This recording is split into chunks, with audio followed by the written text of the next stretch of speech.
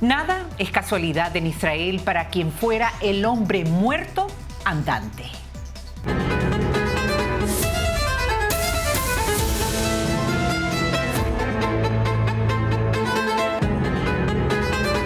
El mayor mal perpetrado es el mal cometido por nadie, es decir, por seres humanos que se niegan a ser personas. Hannah Arendt.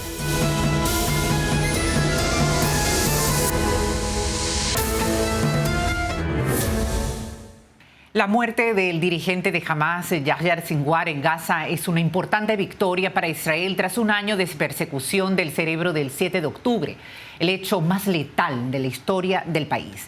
Podría acercarse el final de la devastadora guerra en Gaza si Israel y sus aliados saben aprovechar la oportunidad. Para analizar los pasos que a continuación vienen, me acompaña el destacado analista de Medio Oriente, Gabriel Ventas-Gal. Gabriel, muchísimas gracias por estar con nosotros aquí en i24 News. Un placer. Gabriel, tú sabes muy bien cómo se maneja todo aquí en terreno. ¿Crees que este ha sido quizás el golpe más significativo para Hamas? ¿Qué se puede esperar de Hamas sin los líderes ya Haniyeh, Deif y ahora Sinwar? Para debilitar a Hamas, que es una ideología, no es... Hamas es la corporación, la transformación física, pero de una idea. Es muy difícil erradicar a esa idea. O sea que lo que tienes que hacer es intentar debilitar a la parte física. Entonces tenés que debilitar 4 cosas de Hamas. 1, tenés que recuperar tus rehenes. 2, tenés que eliminar la capacidad bélica de Hamas. 3, su capacidad de gobernar. Y 4, su capacidad para poder reorganizarse. La muerte de Yahya Sinwar daña parte de estos 4 valores que te acabo de decir ahora, pero no debilita completamente a Hamas, sino que daña su capacidad para poder gobernar, lo humilla y por lo tanto debilita su capacidad bélica, pero hay temas que todavía no resuelve. Por lo tanto, es probable que, como bien dijo el primer ministro de Israel, esta guerra continúe.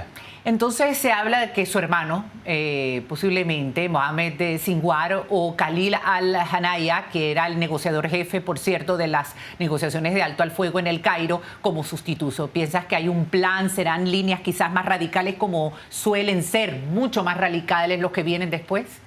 Ok, las 2 opciones son o bien el brazo político, que es el que nombraste, Khalil al-Hanaya, y el segundo es el brazo militar. Porque recordemos que Yahya Sinwar, ¿a quién representaba? A los matones. Y Yahya Sinwar hizo su carrera de matón dentro del Hamas. Cuando había que eliminar a alguien, cuando había que torturar a alguien, ahí estaba Yahya Sinwar y su gente. El hermano de Yahya Sinwar, Mohamed Sinwar, puede ser que sea el líder, ya que Yahya Sinwar había reemplazado a Deif, el líder del brazo armado de Hamas, claro, lo había reemplazado. O sea que puede ser que la pregunta es si va a ser el brazo militar de Hamas o si va a ser el brazo político de Hamas. O uno o otro. De todas formas, no es cierto que siempre cuando matás a un líder, el que viene después es peor. A veces es verdad y otras veces no. Por ejemplo, cuando Israel asesinó en el año 92, eliminó a Abbas Musawi, líder de Hezbollah, quien lo reemplazó, Hassan Nasrallah, era mucho peor que Abbas Musawi. En el caso de Yahya Sinwar es muy difícil que haya alguien tan malvado como lo fue Sinwar. Vemos, y es algo muy importante de destacar, porque eso tiene que ver con lo que puede pasar a futuro en todo este conflicto palestino-israelí. Vimos a un Mahmoud Abbas guardando un minuto de silencio por Sinwar, o sea, autoridad palestina. ¿Qué lectura te da esto? A mí no me extraña demasiado, porque la autoridad palestina y el Hamas no tienen grandes diferencias. Tienen diferencias, sí, en la forma que quieren erradicar la presencia judía en un Estado independiente. Mahmoud Abbas destina 8% de su presupuesto en pagarle sueldos a asesinos de judíos. El nivel de adoctrinamiento que hay dentro de la autoridad palestina no es diferente al nivel de adoctrinamiento que hay entre la gente de Hamas. Hay una diferencia entre que Mahmoud Abbas considera que lo mejor para él es impulsar la destrucción de Israel a través de vías diplomáticas y vías políticas, mientras que Hamas es una opción más primitiva, por la fuerza. No hay grandes diferencias. Por eso, la estrategia anterior de Israel fue mantener a los dos separados y débiles. Y la estrategia actual de Israel es no permitir que la autoridad palestina de Mahmoud Abbas sea el próximo gobernante de la Franja de Gaza. ¿Y crees que ha sido efectiva esa estrategia? No, creo que fue un error conceptual, no fue el más grave de todos. Fue un error conceptual de Benjamin Netanyahu, que él pensaba que se podía mantener a los dos separados, que lo logró, y débil. Mientras que él estaba convencido que Hamás era débil en la Franja de Gaza, Hamás preparaba un macroatentado. Entonces, la evaluación del nivel de debilidad que tenía Hamás en ese momento, ese fue el gran error. Pero la opción de mantenerlos separados no fue una equivocación, teniendo en cuenta que la Unión Europea, Estados Unidos y demás impulsan la creación de un Estado palestino gobernado por Mahmoud Abbas. O sea, impulsa la creación de un Estado palestino liderado por una persona que negó el Holocausto, que adoctrina la destrucción de los judíos y que es un antisemita de cabo a rabo. Y te pregunto, ante esta situación, ¿crees que en estos momentos no hay con quién dialogar en la parte palestina? Mira, si le preguntas a un israelí las dos preguntas básicas para ver la ideología de él, le tienes que preguntar dos cosas. La primera, ¿crees que hay un socio para la paz? Y la segunda pregunta, ¿estás dispuesto a renunciar a territorios para conseguir paz? Bueno, ¿y cuál es la respuesta? En esas dos preguntas, mi posicionamiento es que yo sí estoy dispuesto a hacer territorios para conseguir paz, y creo que hoy en el campo palestino no hay con quién hablar. No hay con quién hablar. ¿Por qué? Porque al fin y al cabo el quid de la cuestión es qué educación hay detrás del comportamiento de Mahmoud Abbas y de Yahya Sinwar. ¿Qué adoctrinan los maestros, la autoridad palestina, Hamás? ¿Qué tipo de valores? Y los valores es que el judío no puede tener un Estado propio en ninguna frontera. Mira, justamente estabas hablando del tema de la educación, y tenemos que dedicar sin duda alguna, y lo estábamos hablando anteriormente, un programa entero a este tema de la educación, que está truncada completamente en el sistema educativo palestino en específico, ¿no? Niños que crecen con odio hacia el judío.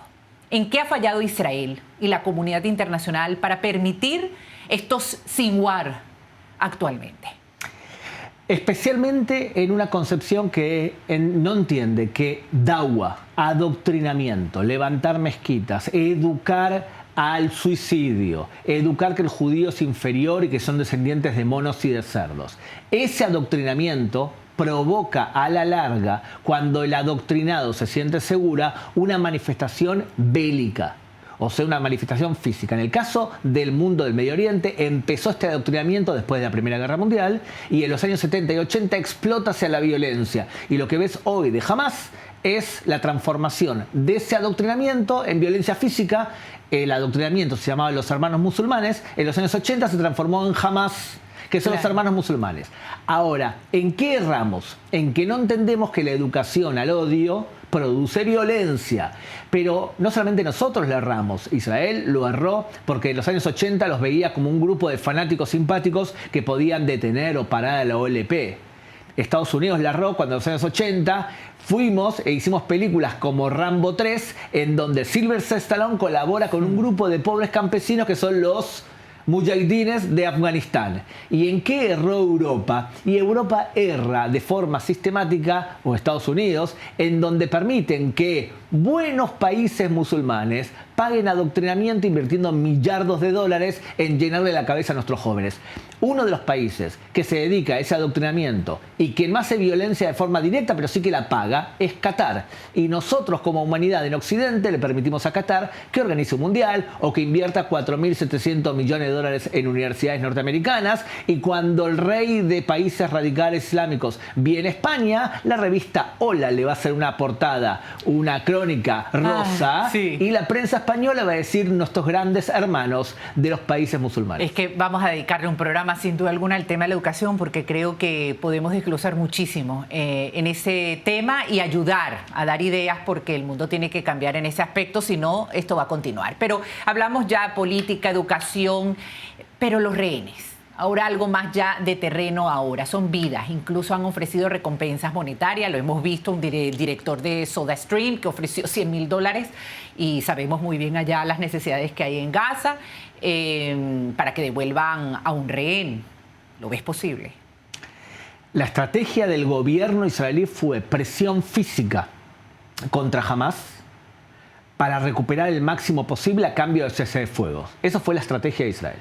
La estrategia de la familia fue, evidentemente, los familiares querían incondicionalmente que vuelvan sus familiares a casa, cosa que es totalmente correcto. Yo no estoy seguro que jamás desea liberar rehenes. Creo que asesinar rehenes judíos para humillar a los judíos es parte de la estrategia. O sea, vale más que $100.000 para ellos, por dar un ejemplo. O sea, más que el dinero es la satisfacción de llegar a completar esa ideología. Te quiero hacer una pregunta a ti. Imagínate que tú vives en la Franja de Gaza y yo te digo lo siguiente. Si tú combates a favor de la yihad y asesinas a un judío, vas a ir al cielo y vas a recibir 72 vírgenes, vas a poder nombrar a 50 de tus familiares para sentarse en la mesa con Mahoma y además vas a vivir en un lugar donde hay ríos de vino y de miel. Pero si no haces eso, si no lo haces, vas a caer durante 70 años de un precipicio y vas a caer en la podredumbre de todas las malas personas como tú. Si tú estás convencido que esto que te acabo de decir ahora, la promesa, la zanahoria y el palo, si tú estás convencida que esto es importante, ¿qué problema tienes en sacrificar tu vida terrenal? ¿Y qué problema tienes en matar, asesinar a aquel que consideras que son descendientes de monos y de cerdos? Por lo tanto, Hamás, lamentablemente, hay que asumirlo. La estrategia de Hamás era: no les importa ni siquiera la negociación y puede ser que negocien o entreguen cuando haya una situación muy determinada que quizás estamos cerca de ellos. Es ofrecerle a ciudadanos dinero por entregar vidas de israelíes, o bien ofrecerle a los líderes de Hamás que se exilien a cambio de entregar vidas.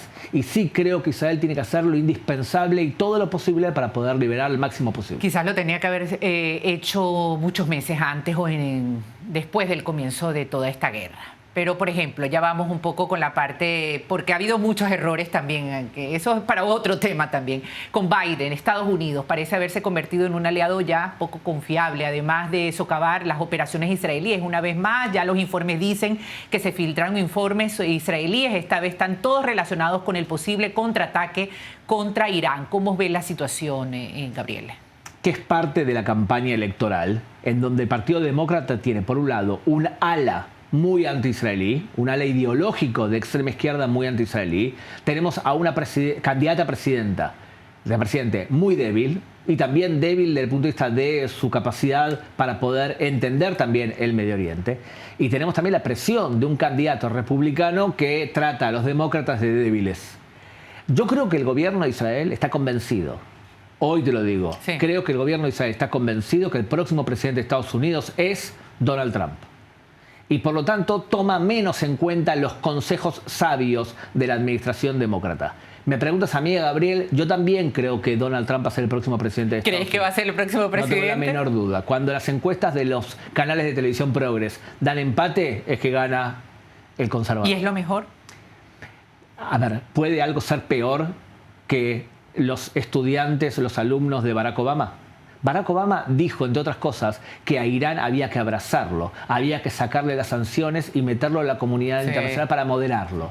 Barack Obama fue el que dijo que había que traer al Medio Oriente democracia, un hombre, un voto. Barack Obama fue el gran destructor del Medio Oriente y uno de los provocadores de la primavera árabe. ¿Por qué? Porque él se educó en un mundo en donde Edward Said le dijo que había que entender el Medio Oriente en base al colonialismo. Ese tipo de pensamiento primitivo del Medio Oriente llevó a una convulsión que en el Medio Oriente, si le preguntas al rey de Arabia Saudita, le preguntas a los reyes de los Emiratos y le preguntas a la gente del Medio Oriente, ¿quién prefieres?